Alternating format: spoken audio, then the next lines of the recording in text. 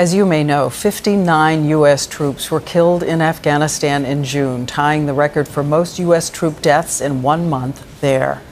Our Martha Raddatz, who has been there so often, spent time with the general at the center of that loss and the struggle for success. Major General John Campbell is back in Afghanistan for the second time. He served in Iraq for 2 years as well, when the violence was at its worst. But he may not be the only one in his family who will be in the fight. My son is at Fort Benning right now, going through basic training. He was at Texas Tech for about 2.5 years, and he kept telling me, "Dad, I want to serve." What do you tell your son when he says, "I want to serve"? Campbell has been in Afghanistan only 5 weeks, commanding all of eastern Afghanistan and parts of Kandahar. He has already lost 28 of his soldiers.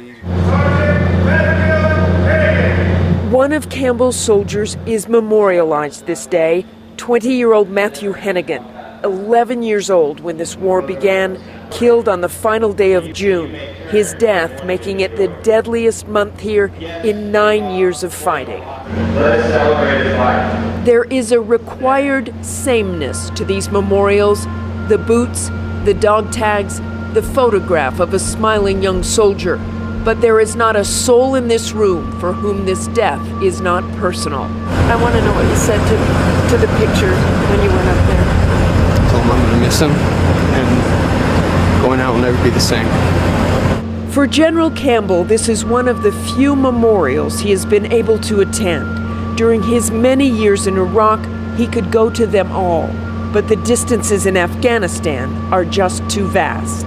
How do you look at the photo of that kid? I look at it because I don't want to ever forget. Campbell has 30,000 troops serving under him, so there is no more time for grief today.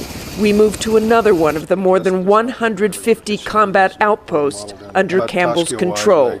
Is it slower and harder than you imagined? It's a much more complex problem set than I faced in Baghdad. Here, we're dealing with a lot of different things. We're putting our soldiers, our formations down at the district level, where we're trying to bring in the governance piece. There's zero there now. In Iraq, they had some of that already in place there.